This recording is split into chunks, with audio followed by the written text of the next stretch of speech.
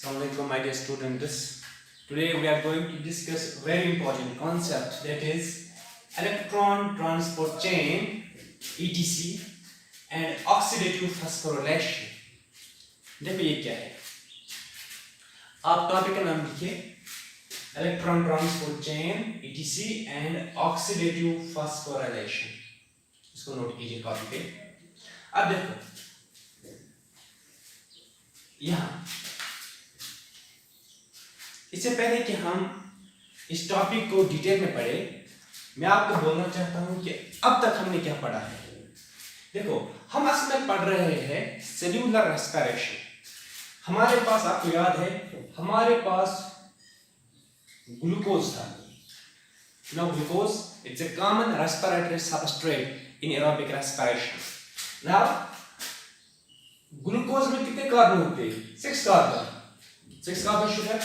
इस ग्लूकोज को एक प्रोसेस होता है, that process is called as glycolysis. Glucose को एक प्रोसेस होता है called as glycolysis. और ग्लाइकोलाइसिस में ग्लूकोज से क्या बनता है? Pyruvate, what you otherwise call pyruvic acid. Pyruvic acid में कितने कार्बन होते हैं? 3 carbon. This conversion of glucose into pyruvic acid or pyruvate is called as glycolysis. क्योंकि ग्लूकोज में 6 कार्बन है, पायरुवेट में 3 कार्बन है, इसका मतलब हो गया हर ग्लूकोज से बनेंगे 2-2 पायरुवेट. तो ये we must understand it, okay? तो मैंने एक पायरुवेट की बात की. इसके बाद पायरुवेट को अगर ऑक्सीजन अवेलेबल होगा तो एक प्रोसेस होगा, अगर ऑक्सीजन नहीं होगा तो दूसरा प्रोसेस आ जाएगा. This glycolysis is a common route for both aerobic and anaerobic respiration or fermentation. Now, pyruvate को इसके बाद अगर O2 एब्सेंट होगा, O2 प्रोवाइड नहीं होगा, O2 नहीं मिलेगा इसको, तो pyruvate will undergo fermentation. It will undergo fermentation. ये हमने पढ़ा है, ग्लाइकोलाइसिस भी, fermentation भी हमने पढ़ा है. इसके फिर 2 टाइप्स हमने पढ़े हैं, lactic acid fermentation and alcoholic fermentation. Okay, अगर ऑक्सीजन मौजूद होगा, if O2 is present, this pyruvate undergoes first, इसको एक प्रोसेस होता है that's called as Lick reaction. इसको एक process that's called as Lick reaction, जिसमें पायरुविक एसिड तब्दील होता है एसिटाइल कोएंजाइम A में, आपको याद होगा. फिर एसिटाइल कोएंजाइम A को एक और प्रोसेस होता है that's called as Krebs cycle, what you otherwise call as TCA cycle. इसको होता है Krebs cycle. देखो यहाँ तक पढ़ा है, सारा डिटेल में हमने पढ़ा है. ग्लाइकोलाइसिस हमने पहले लेक्चर में पढ़ा था. इसके बाद हमने देखा था फर्मेंटेशन, हमने देखा था लिक रिएक्शन एंड Krebs cycle. ये सारा हमने पढ़ा है. देखो ओवरऑल इस प्रोसेस में आपको क्या मिला, अगर आप याद करेंगे, ग्लाइकोलाइसिस में आपको मिल गए थे नेट गेन 2 ATPs, आपको नेट गेन 4 ATPs बन गए थे टोटल, 2 इस्तेमाल हो गए थे. तो नेट गेन आपके पास 4 कुल बन गए थे, 2 इस्तेमाल हो गए थे. Net gain of ATP in glycolysis is 2 ATPs. और अगर आप ग्लाइकोलाइसिस देखेंगे, ग्लाइकोलाइसिस में जो 6th स्टेप था, 6th स्टेप में मिल गए थे आपको 2 NADH molecules, 2 NADH plus H. ATP तो ATP नो प्रॉब्लम, लेकिन ये NADH इसको क्या हो जाएगा, इससे कैसे निकल जाएगी एनर्जी, ये कैसे ATP में तब्दील हो जाएगा, हमें पढ़ना है. फिर जब लिक रिएक्शन होती है, लिक रिएक्शन, क्योंकि यहाँ पे एक पायरुवेट की बात करते हैं, दूसरे पायरुवेट को भी हो जाएगा लिक रिएक्शन, बराबर, ये ट्वाइस हो जाएगी यहाँ से रिएक्शन. तो जो लिक रिएक्शन है, लिक रिएक्शन में भी जब पायरुविक एसिड कन्वर्ट होता है एसिटाइल कोएंजाइम A में, वहां पे कार्बन डाइऑक्साइड निकलता है, साथ-साथ NADH निकलता है. एक पायरुवेट से एक NADH निकलेगा लिक रिएक्शन में, दूसरे पायरुवेट से दूसरा. इसका मतलब हो गया 2 लिक रिएक्शंस हो जाएंगे 2 पायरुवेट्स को. तो लिक रिएक्शन में आपको मिलते हैं 2 NADH H+. अब याद होगा, अगर देखेंगे लिक रिएक्शन, अगर आप Krebs साइकिल देखेंगे, Krebs साइकिल में एक राउंड में एक एसिटाइल कोएंजाइम से निकलते हैं 3 जगह पे NADH. अगर आपको याद होगा, एक जगह अगर आप Krebs साइकिल देखेंगे, एक जगह जहां पे आइसोसाइट्रेट कन्वर्ट होता है अल्फा कीटोग्लूटाराइड में, वहां पे NADH निकलता है. अगर आप देखेंगे, फिर अल्फा कीटोग्लूटाराइड जब सक्सेनल कोएंजाइम A में कन्वर्ट होता है, वहां से भी एक और NADH, फिर जब मैलेट ऑक्सोएसिटिक एसिड की जगह वहां पे एक और NADH, ओवरऑल एक राउंड में निकलते हैं 3 NADH, और 2 राउंड्स में क्योंकि हमारे पास 2 पायरुवेट है, 2 एस्टर कोएंजाइम है, तो वहां पे आपको मिलेंगे 6 NADH, 6 NADH, 6 NADH plus H positive, crib cycle की बात कर रहा हूं। और एक जगह पे निकलता है FADH2P, जो कि 2 बार होता है क्रिब साइकिल, ग्लूकोज मॉलिक्यूल को 2 क्रिब साइकिल होंगे, 2 बार लिग्रेशन होगी, ग्लूकोज को एक ही बार ग्लाइकोलाइसिस, क्योंकि 6 कार्बन का बॉन्ड कन्वर्ट है 3 कार्बन का बॉन्ड है, यहां से जो एक पायरुवेट को हार्म हो जाएगी वो दूसरे को भी होते हैं, हम एक की बात करते हैं तो मल्टीप्लाई करते हैं दूसरे का। ओके, तो 6 NADH निकलते हैं, और एक जगह पे निकलता है आपको याद है सक्शनेट जब कन्वर्ट होता है फ्यूमेरेट में, वहां पे निकलता है FADH, तो 2 निकलेंगे हमें FADH2, और एक जगह पे निकलता है ATP या GTP, तो 2 राउंड्स में निकलेंगे 2 ATP मिलते हैं, और आपको ये मिलता है एनर्जी। देखो यहाँ पे 2 ATP मिलते हैं क्रिब साइकिल में, बाकी NADH जो रखा, अगर हिसाब करेंगे टोटल हमारे पास क्या है, 2 NADH ग्लाइकोलाइसिस के, 2 NADH लिंक रिएक्शन के, और 6 NADH क्रिब साइकिल के, 6 2 8 8 2 हो गए 10 NADH हमारे पास टोटल है, 10 NADH plus H positive. FADH2 कितने हैं, 2 क्रिब साइकिल में निकल रहे हैं, 2 FADH2, और 2 ATP क्रिब साइकिल के, 2 ATP ग्लाइकोलाइसिस के, 2 ATP इसके, और 2 ATP और 2 ATP इसके, 2 ATP क्रिब साइकिल के, 2 ग्लाइकोलाइसिस के 2, और मिलेगा 4 ATP। हिसाब लगा इसका। आपको मैंने ऑलरेडी बोला है एक NADH की एनर्जी होती है 3 ATPs के बराबर, एक NADH देता है हमारे पास 3 ATPs, एक FADH2 देता है 2 ATPs, हम देखेंगे आज कैसे। तो एक NADH की अगर एनर्जी होती है 3 ATPs के बराबर, एक NADH से बनते हैं 3 ATPs, एक FADH से बनते हैं 2 ATPs, अगर मल्टीप्लाई करेंगे 10 into 3, क्योंकि हर NADH की एनर्जी होती है 3 ATP के बराबर, हर NADH से निकलते 3 ATP, इसलिए 10 into 3 is equal to 30, ये हो गया 30 ATP। इसमें एक FADH की लेवल बराबर 2 ATPs के बराबर, 2 into 2 ये हो गया into 2, ये 4 ATPs, और ये वाले 4, 30 और 4 हो गए 34, और 4 38 ATPs आपको ओवरऑल मिलते हैं, और हम ये सिंपल हिसाब लगाएंगे। फिर हम देखेंगे 36 कहाँ है, 38 कहाँ है, अक्सर कंफ्यूजन है ये। 36 से नेट गेन जब ग्लूकोज को हो जाएगा complete aerobic excretion, glycolysis, link reaction, crib cycle, सारा कुछ, कितने ATPs निकलते हैं, नॉर्मली हम बोलते हैं 38, लेकिन कभी 36 भी हो सकता है, वो हम देखेंगे ये 2 की वेरिएशन कहाँ पे आती है। ये हमें आज पढ़ना है कि हमारा देखो कांसेप्ट क्या है, कैसे NADH से और कैसे FADH2 से निकलते हैं ATP, कैसे बनते हैं इनके पास ATP, कैसे NADH से निकलते हैं 3 ATP, कैसे एक FADH से निकलते हैं 2 ATP। आज हमारा कल का समय यही है, देखो तो ये आप नोट करके रखेंगे, हमारे पास टोटल क्या है, जब एरोबिक एक्सप्रेशन है ग्लूकोज की 10 NADH, 2 FADH2, 4 ATP। अब ऐसे लिख के रखेंगे, इसके बाद मैं बोलूंगा करना क्या है। देखो ये इलेक्ट्रॉन ट्रांसपोर्ट चेन मतलब क्या हो गया, देखो आपको याद है ग्लाइकोलाइसिस होती है साइटोसोल में, लिंक रिएक्शन होती है माइटोकॉन्ड्रियल मैट्रिक्स में, क्रिब साइकिल होता है माइटोकॉन्ड्रियल मैट्रिक्स में। यूकेरियोट्स की बात करता हूं, प्रोकैरियोट्स में ये सारी चीजें होती है साइटोसोल में, क्योंकि प्रोकैरियोट्स में न्यूक्लियस होता नहीं है, माइटोकॉन्ड्रिया होता नहीं है कि नहीं, तो सारी प्रोसेस जो है लिंक रिएक्शन हो, क्रिब साइकिल हो, ग्लाइकोलाइसिस हो, ये सारे प्रोसेसेस प्रोकैरियोट्स में, बैक्टीरिया में होते हैं साइटोप्लाज्म में, साइटोसोल में, लेकिन यूकेरियोट्स में डिफरेंट जगहों पे होते हैं, जिस तरह ग्लाइकोलाइसिस होती है साइटोसोल में, लिंक रिएक्शन क्रिब साइकिल होता है माइटोकॉन्ड्रियल मैट्रिक्स में, और ये इलेक्ट्रॉन ट्रांसपोर्ट चेन ये होता है प्रेजेंट कहां, it is located on the inner mitochondrial membrane. Mitochondria के 2 मेम्ब्रेन होते हैं, जो इनर मेम्ब्रेन होता है उसी पे लोकेट होता है इलेक्ट्रॉन ट्रांसपोर्ट चेन, लेकिन बैक्टीरिया के अंदर प्रोकैरियोट्स में होता है ये मौजूद on plasma membrane, cell membrane. देखो पहले मैं आपको बोलूं what is electron transport chain. देखो अगर मैं आपको समझाऊं,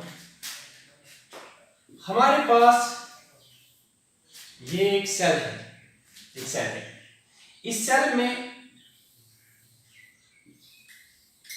समझो इस चीज को, एक सेल है, सेल में साइटोप्लाज्म है, ये साइटोप्लाज्म है, यहाँ से ये माइटोकॉन्ड्रिया है।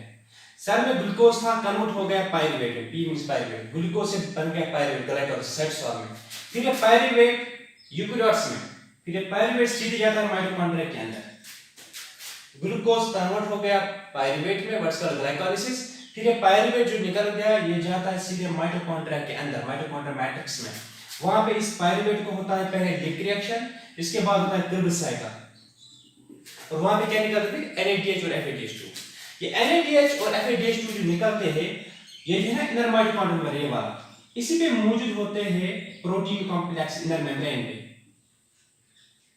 प्रोटीन कॉम्प्लेक्सेस जो NADH और FADH के पास जो हाइड्रोजन होते हैं, हाइड्रोजन मींस इलेक्ट्रॉन और प्रोटॉन, वही इलेक्ट्रॉन और प्रोटॉन जो है ये पास होते हैं एक प्रोटीन कॉम्प्लेक्स से दूसरे प्रोटीन कॉम्प्लेक्स तक, ताकि इस NADH के जो इलेक्ट्रॉन मूव करने से एक पोटेंशियल क्रिएट किया जाए जिससे ATP बना दिया जा सकता है। वही हमें पढ़ना है कैसे इलेक्ट्रॉन ट्रांसपोर्ट चेन कन्वर्ट करता है ये energy of NADH and FADH2 into ATP।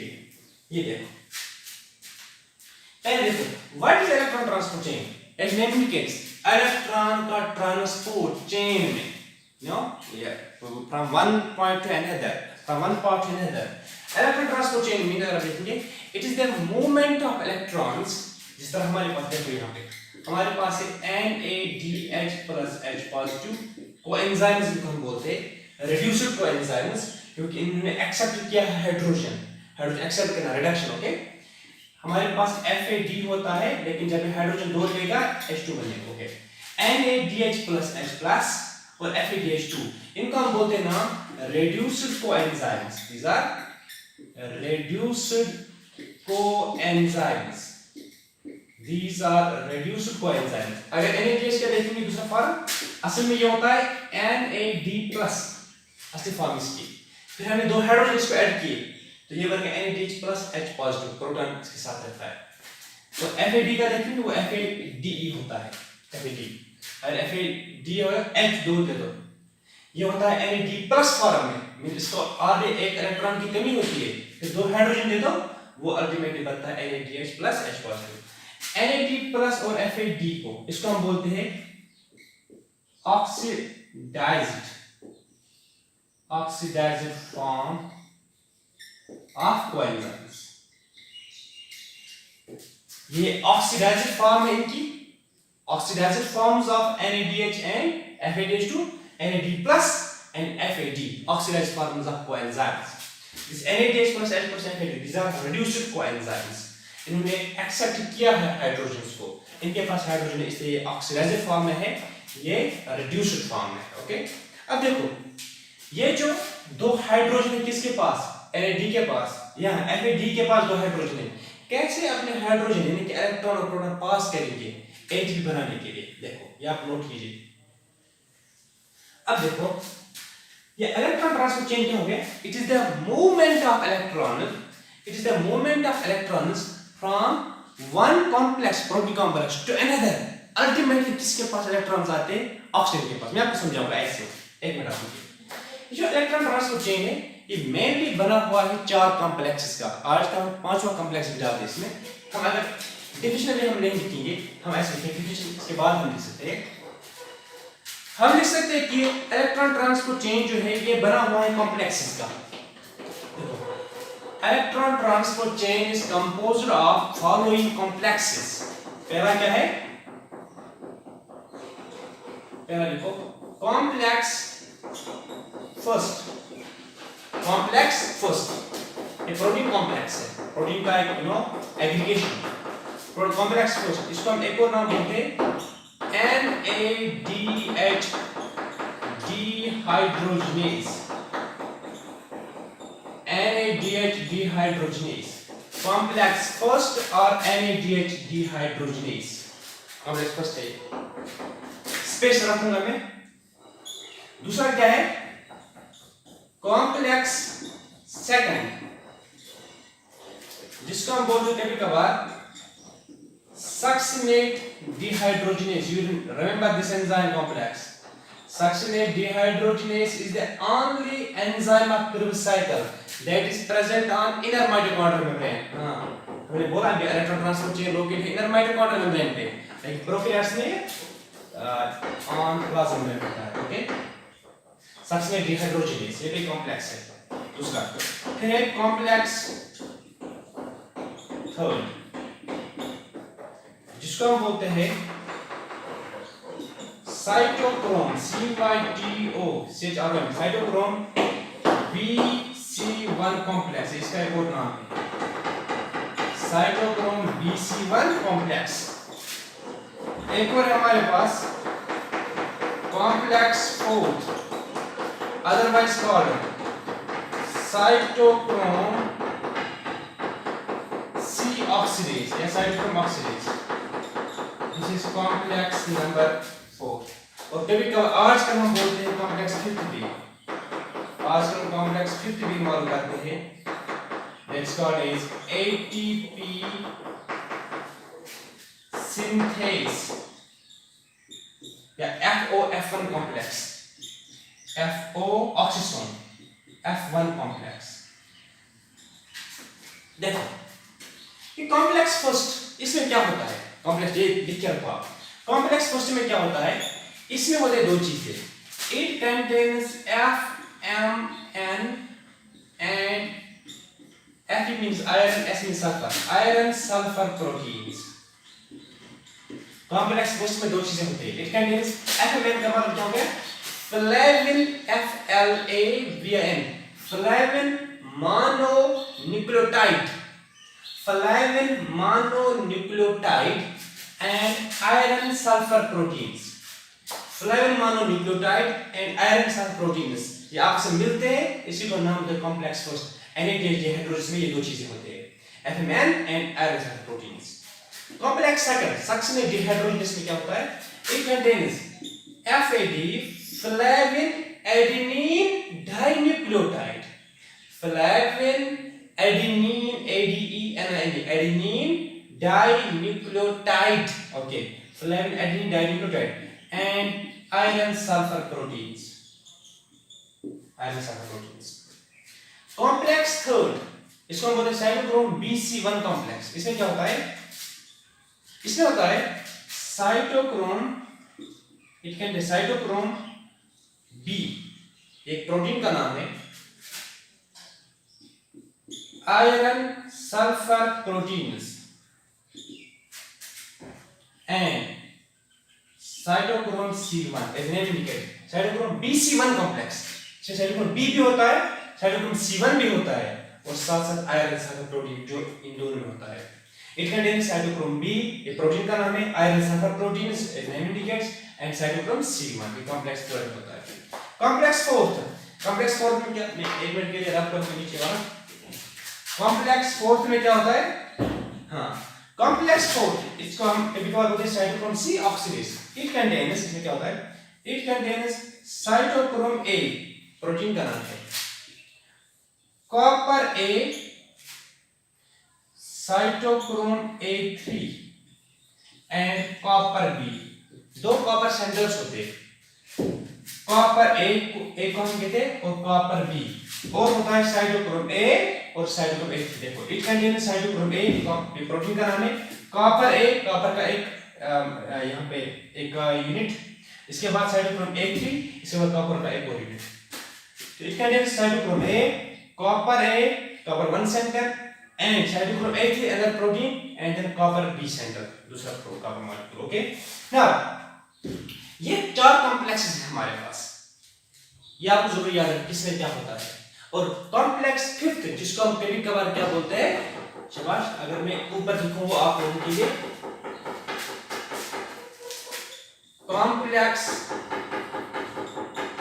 Fifth जिसको हम कभी कभार बोलते हैं ATP सिंथेज, ATP सिंथेज, या इसको हम बोलते हैं कभी कभार FOF1 कॉम्प्लेक्स. F0 नहीं है, O की सिर्फ O2 है. FOF1 कॉम्प्लेक्स माइटोकॉन्ड्रिया के मैट्रिक्स में, आई मीन मैट्रिक्स साइड में होता है ऑन इनर माइटोकॉन्ड्रियल मेम्ब्रेन। हम देखेंगे इसके बारे में। कॉम्प्लेक्स फिफ्थ, ये FOFM कॉम्प्लेक्स है क्या, आगे देखेंगे इसके बारे में। तो ये 4 मेन कॉम्प्लेक्सेस है और हम एक बार देते हैं कॉम्प्लेक्स फिफ्थ एटीपी सिंथेस को एक और नाम। कौन किसका बना हुआ है ये आपने देखा। अब देखो ये आपने उठाया, हां अब देखिए मसला।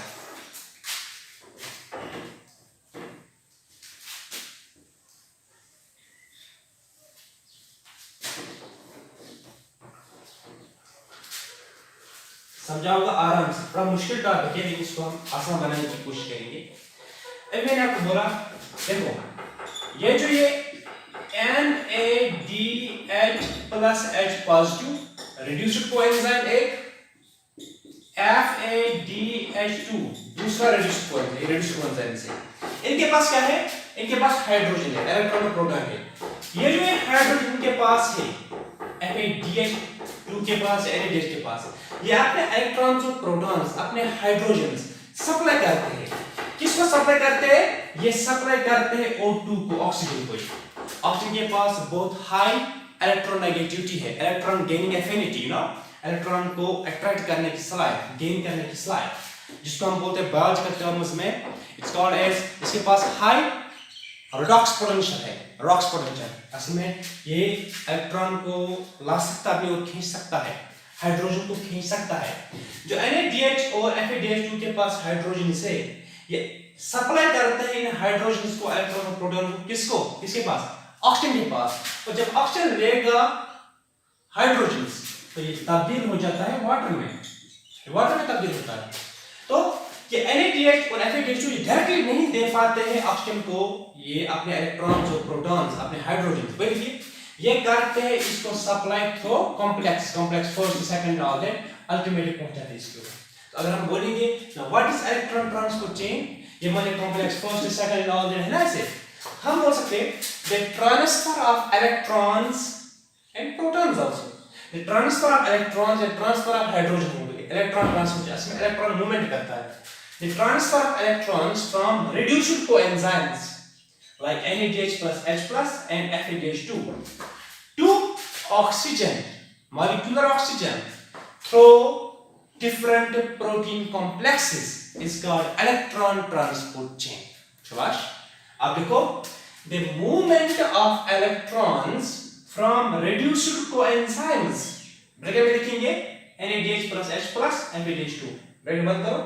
शाबाश। the movement of electrons from reduced coenzymes to ultimately oxygen, molecular oxygen via means through, via different protein complexes is called electron transport chain या बोलो electron transport system।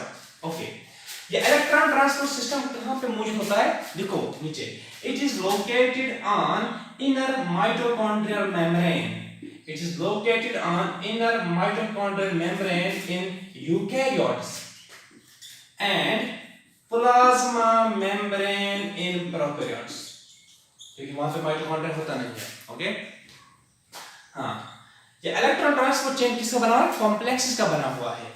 अब देखो कैसे काम करता है, देखो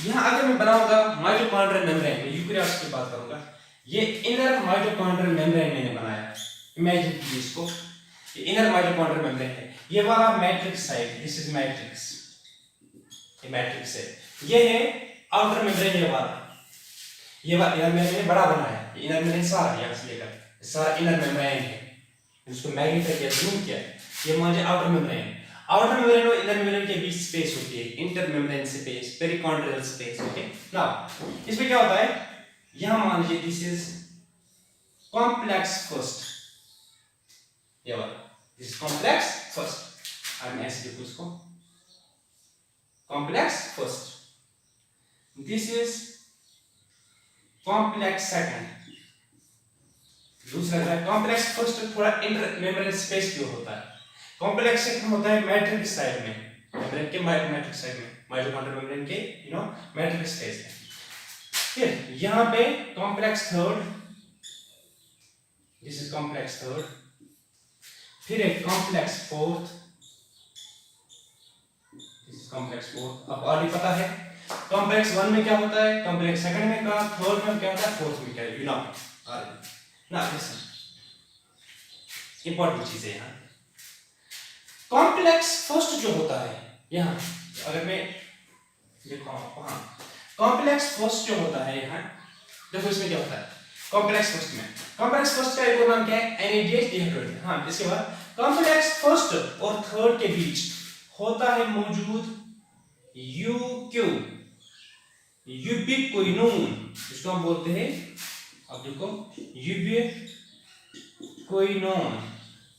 यूबिक्विनोन, इसको हम कभी कभार बोलते हैं कोएंजाइम क्यू, कोएंजाइम क्यू इसको बोलते हैं। ये एक लिपिड सॉल्युबल मॉलिक्यूल है, यूक्यू, यूबिक्विनोन और coenzyme Q, lipid soluble membrane में मूवमेंट का, ये अभी यहां पे होगा, अभी मूवमेंट कर सकता है, यहां तक ये मूव करता है। कॉम्प्लेक्सेस खुद मूवमेंट नहीं करते हैं।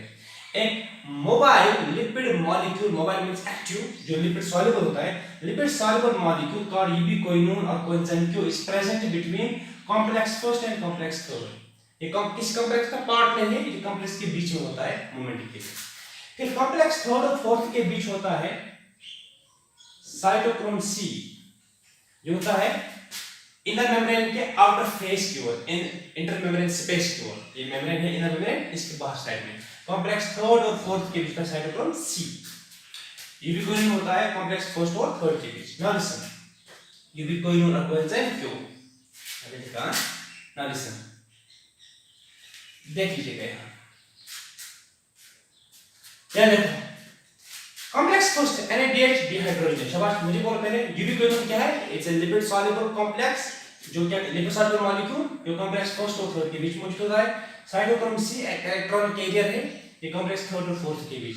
यूबिक्विनोन हाइड्रोजन को कैरी कर सकता है, हाइड्रोजन, इलेक्ट्रॉन्स और प्रोटॉन्स दोनों को। Ubiquinone is a hydrogen carrier, cytochrome C is a electron carrier, ये हाइड्रोजन नहीं कैरी कर सकता, इलेक्ट्रॉन को कैरी कर सकता है, प्रोटॉन को नहीं। हाँ, कॉम्प्लेक्स फर्स्ट के बाद जो यह देखना, अगर मैं यहां दिखाऊं आपको, हमारे पास क्या बन गया, NADH प्लस H पॉजिटिव है ना हमारे पास। ही हमें NADH से एनर्जी निकालनी है, ATP निकालना है FADH2 से। पहले मैं NADH की बात करता हूं। NADH के पास जो एनर्जी है मौजूद, इसके पास क्या है, दो हाइड्रोजन। ये क्या करता है, ये तब्दील होता है NAD प्लस में, NAD प्लस को ऐड करो, दो हाइड्रोजन, ये बने NADH plus H, NADH plus H को दो हाइड्रोजन निकालो, ये NAD प्लस बन गया। तो NADH जो रिड्यूस्ड है, कन्वर्ट होता है ऑक्सीडाइज फॉर NAD प्लस में, लॉस क्या करता है, दो हाइड्रोजन, कौन लेता है, complex first. Complex first in दो हाइड्रोजन्स को, दो इलेक्ट्रॉन्स और दो प्रोटॉन्स, मींस दो हाइड्रोजन्स को, जो NADH के है, लेता है, सप्लाई करता है किसको, यूबिक्विनोन को। तो जब ये दो हाइड्रोजन लेगा, क्या बनेगा, UQH2, यूबिक्विनोन H2 रिड्यूस्ड फॉर्म। तो अल्टीमेटली ये सप्लाई करता है किसको, कॉम्प्लेक्स थर्ड को, ये किसको सप्लाई करता है, साइटोक्रोम को, ऐसे साइटोक्रोम कॉम्प्लेक्स फोर्थ को।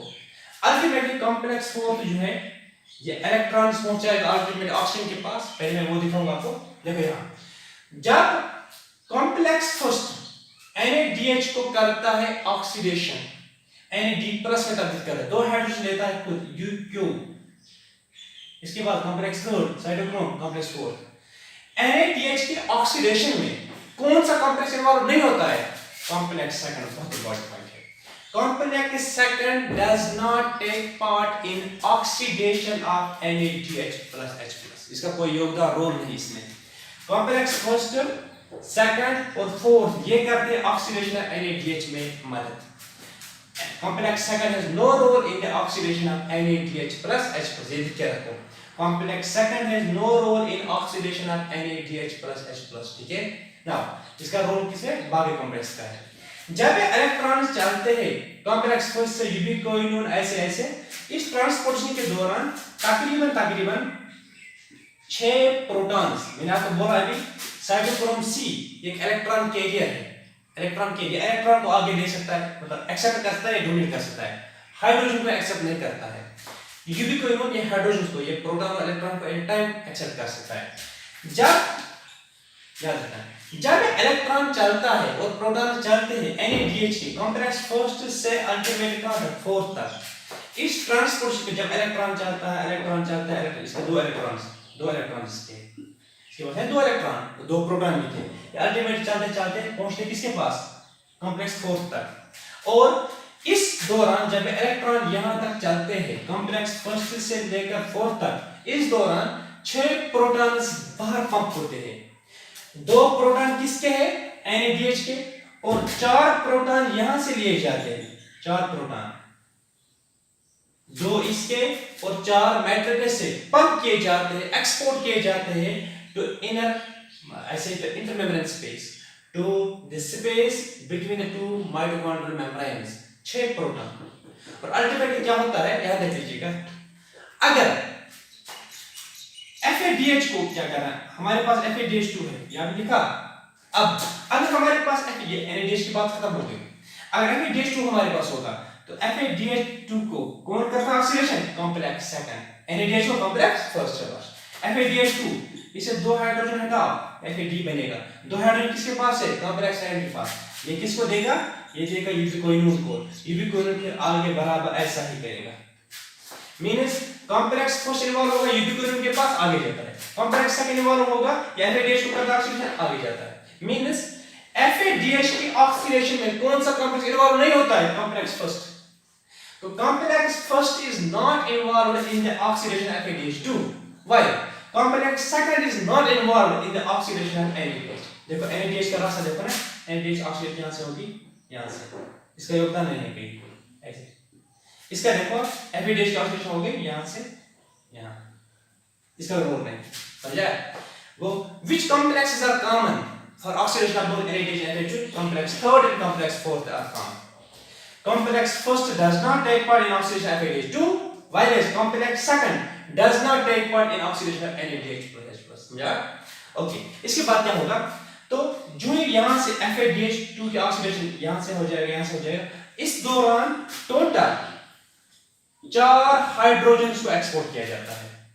जब NADH की ऑक्सीडेशन होती है तब 6 प्रोटॉन्स होते हैं पंप, लेकिन जब FADH2 की ऑक्सीडेशन होती है तब 4 प्रोटॉन्स होते हैं पंप। अब देखो, तो अगर NADH की बात करेंगे हमारे पास 6 प्रोटॉन होते हैं, एक NADH की बात करेंगे, जो कॉम्प्लेक्स फिफ्थ हमारे पास होता है, यहां मैं लिखता हूं कॉम्प्लेक्स फिफ्थ, इस कॉम्प्लेक्स फिफ्थ में क्या होता है, वेरी गुड, इस कॉम्प्लेक्स फिफ्थ में 2 चीजें होती है, मैंने आपको बोला था, इसमें 2 चीजें होती है, F1 कॉम्प्लेक्स को हम बोलते हैं एटीपी सिंथेस कॉम्प्लेक्स फिफ्थ में।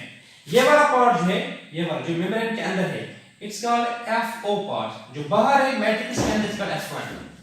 FO क्यों, ओलिगोमाइसिन एक ड्रग है, एंटीबायोटिक है, वो इसको ब्लॉक करता है चैनल। FO इसके पास चैनल होती है, चैनल, जिससे क्या होता है, ये जो प्रोटॉन है ना, मैं करूंगा 2 प्रोटॉन्स की बात, इस प्रोटॉन में होता है प्रोटॉन मोटिव फोर्स, इसके बाद एनर्जी होती है, these protons just like act as a fuel, ये फ्यूल की तरह एक्ट करते हैं। और ये जो मशीन है यहाँ पे एटीपी सिंथेस, 2 प्रोटॉन जो है आएंगे किसके थ्रू, F1 कॉम्प्लेक्स के थ्रू, नीचे इसमें चैनल होती है, ये प्रोटॉन आते हैं वापस, क्योंकि मैट्रिक्स के प्रोटॉन है ज्यादातर, तो वो वापस आ जाते हैं इंटरमेम्ब्रेन स्पेस से, आगे चलते हैं मैट्रिक्स में वापस आते हैं। जो ही ये प्रोटॉन्स वापस आते हैं, 2 प्रोटॉन्स में इतनी एनर्जी होती है, ये इसको घुमाते हैं इस F1 कॉम्प्लेक्स को, अल्टीमेटली ADP प्लस PI जो मैट्रिक्स में होता है, इसको तब्दील किया जाता है टू ATP। देखो एडेनोसिन डाइफॉस्फेट प्लस एकोफॉस्फेट या इनऑर्गेनिक फॉस्फेट, ये बनेगा ATP। लेकिन कौन ATP प्लस PI को मिलाता है, आपसे बताता है ATP, it is F1 complex. लेकिन ये कैसे काम करता है, ये लेता है एनर्जी प्रोटॉन्स की और ये खुद घूमता है, जिस तरह आपको इंजन रन करने के लिए फ्यूल का इस्तेमाल होता है, इस तरह एक इंजन है F1 कॉम्प्लेक्स, एक इंजन है, ये क्या करता है, ये ATP को मिलाता है ATP के साथ, लेकिन इसको फ्यूल चाहिए, फ्यूल इसके पास क्या है, प्रोटॉन्स, जो प्रोटॉन यहाँ पे इलेक्ट्रॉन ट्रांसपोर्ट चेन में पंप हो गए थे, 2 प्रोटॉन्स लगते हैं एक ATP बनाने में। जब NADH ने किया था सारा ऑक्सीडेशन, NADH की वजह से कितने प्रोटॉन्स पंप हो गए, 6, 2 से बनता है एक ATP, 6 से बनेगी 3, इसलिए एक NADH के बराबर 3 ATP, समझा है। एक NADH करता है पंप 6 प्रोटॉन्स, 2 प्रोटॉन लगते हैं एक ATP बनाने में, 6 लगेंगे 3 को बनाने में। एक FADH2 से कितने प्रोटॉन पंप हो गए हैं? 4 प्रोटॉन। तो 2 प्रोटॉन से बनता है एक ATP, 4 से बनेंगे 2, एक FADH का वैल्यू होता है 2 ATPs के बराबर, because it exports only 4 protons. समझा है? तो अगर हिसाब लगाएंगे वो आप करेंगे बराबर, जो मैंने आपको चार्ट बोला था कितने NADH है हमारे पास, कितने FADH, आप बराबर है आपको 38 आएगा। लेकिन जो ग्लाइकोलाइसिस में 2 NADH होते हैं, क्योंकि वो माइटोकॉन्ड्रिया में नहीं है, वो माइटोकॉन्ड्रिया से बाहर आ गए, जो भी चीज माइटोकॉन्ड्रिया के बाहर बनेगा NADH, उन NADH का वैल्यू होता है बराबर FADH2 के। अगर आप 2 NADH देखेंगे, NADH जो बन गए थे 6 स्टेप ऑफ ग्लाइकोलाइसिस में, उनको भी ये ऑक्सीडेशन होती है, लेकिन वो इलेक्ट्रॉन ट्रांसपोर्ट चेन में फर्स्ट और सेकंड लेवल पे नहीं, वो यूबीक्यू इस लेवल पे एंटर होते हैं। तो अल्टीमेटली वो 4 प्रोटॉन्स को पंप कर पाते हैं, 6 को नहीं। एक NADH नॉर्मली वैल्यू होता है इसके बराबर 3 ATPs के बराबर, अगर ये माइटोकॉन्ड्रिया के अंदर बनेगा। लेकिन अगर माइटोकॉन्ड्रिया से बाहर बनेगा कभी भी NADH, इसका वैल्यू होता है 2 ही ATPs के बराबर। एक NADH जो साइटोप्लाज्म बनेगा, इलेक्ट्रॉन ट्रांसपोर्ट चेन में हिस्सा लेगा, इसका वैल्यू होता है 2 ATPs के बराबर, क्योंकि वो पंप कर पाता है only 4 protons. That's the simplest way to understand this. Okay, तो ये जो ATP बन गया यहाँ पे, ATP बनने को हम यहाँ बोलते हैं ऑक्सीडेटिव फास्फोरिलेशन, क्योंकि ऑक्सीडेशन किसकी होगी? NADH की ऑक्सीडेशन होगी, बन गया NAD+, या FADH2 की ऑक्सीडेशन होगी, बन गया FAD। ऑक्सीडेशन हो गई तो इसकी वजह से ATP बन गया। ATP बनने को हम बोलते हैं फास्फोरिलेशन, लेकिन ये ATP कब बन गया? जब ऑक्सीडेशन हो गई इनकी, oxidative phosphorylation. What is oxidative phosphorylation? Oxidative phosphorylation में लिखो, it is the oxidative phosphorylation, it is the production of ATP from ADP plus PI which is linked to oxidation of coenzymes। इनकी oxidation की वजह से electrons move करते हैं ultimately ADP से plus PI से बनता है ATP। शाबाश। Production of ATP from ADP and PI which is linked to oxidation of coenzymes is called as oxidative phosphorylation। oxidative phosphorylation किसमें होती है असल में? It occurs, oxidative phosphorylation occurs on ATP synthase complex 5th FOF1 complex में। समझा रहा है? This is very important। तो अगर देखेंगे आप इलेक्ट्रॉन ट्रांसपोर्ट चेन और ऑक्सीडेटिव फास्फोरिलेशन ये आपस में थोड़ा लिंक्ड है, क्योंकि जब तक ना इलेक्ट्रॉन ट्रांसपोर्ट चेन हो जाएगा तब तक प्रोटॉन्स नहीं आ सकते हैं, तब ये जो है ATP नहीं बन सकता है। इसका मतलब यहां सुनो, अगर एक ग्लूकोज है आपके पास, इसको कंप्लीट एरोबिक रेस्पिरेशन हो जाएगी तो आपको मिलेगा ओवरऑल 38 ATPs। अगर ये प्रोकैरियोट्स में, इन bacteria net gain of ATP in aerobic respiration of one glucose molecule is 38 ATP, क्योंकि वहां पे माइटोकॉन्ड्रिया, एक्स्ट्रा माइटोकॉन्ड्रिया सारा कुछ साइटोप्लाज्म होता है, फिर प्लाज्म ब्रेक होता है, ये सारा प्रोसेस 38 ATP से नेट गेन। इन प्लांट्स एक ग्लूकोज के ऑक्सीडेशन से मिलता है आपको 36 ATP, क्योंकि वहां पे साइटोप्लाज्म के उस NADH का वैल्यू होता है 2 ही, और एनिमल्स में इट इज 36 और 38, कभी कभार 36 निकलता है, 38। ओके, ये डिपेंड करता है ऑर्गेनिज्म से कौन सा है।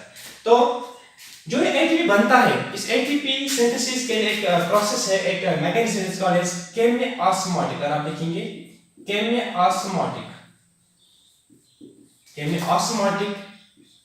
मैकेनिज्म, केमियोस्मोटिक मैकेनिज्म एक साइंस ने दिया था, it's called Peter Mitchell, MITCHEL। अब देखो नीचे, chemiosmotic mechanism for oxidative phosphorylation was given by Peter Mitchell 1961 में। इसका क्या कहना है? इससे पहले बोला है, अब नाम है इसका chemiosmotic mechanism, chemiosmotic theory for oxidative phosphorylation was given by Peter Mitchell. ये क्या बोलता है? ये बोलता है कि इलेक्ट्रॉन ट्रांसपोर्ट चेन की वजह से प्रोटॉन्स होते हैं पंप्ड इनर में इंटरमेम्ब्रेन स्पेस, जो प्रोटॉन्स फिर अल्टीमेटली आते हैं वापस मैट्रिक्स के अंदर थ्रू चैनल FOF1 कॉम्प्लेक्स आते हैं वापस, और जो ये वापस आते हैं this proton act as a fuel और ये कराते हैं ADP plus PI को कन्वर्ट ATP। ये केमियोस्मोटिक मैकेनिज्म। अगर देखिए chemiosmotic mechanism states that ATP synthesis or oxidative phosphorylation occurs when electron movement occurs from one complex to another, finally to oxygen. जो electron यहाँ से आगे, इलेक्ट्रॉन आगे, proton आगे, अल्टीमेटली ये इलेक्ट्रॉन और प्रोटॉन इनको अल्टीमेटली एक्सेप्ट कौन करता है? O2. O2 जब हाइड्रोजन्स लेगा, it will be converted to, अगर twice दो hydrogens, it will be converted to H2O, twice H2O, ultimately water बनता है. जो अल्टीमेटली हाइड्रोजन्स होते हैं, इलेक्ट्रॉन प्रोटॉन अल्टीमेटली पहुंचते हैं ऑक्सीजन के पास और अल्टीमेटली ये कन्वर्ट होता है खुद वाटर के अंदर. समझा है? This is all about oxidative phosphorylation and electron transport chain. Thank you.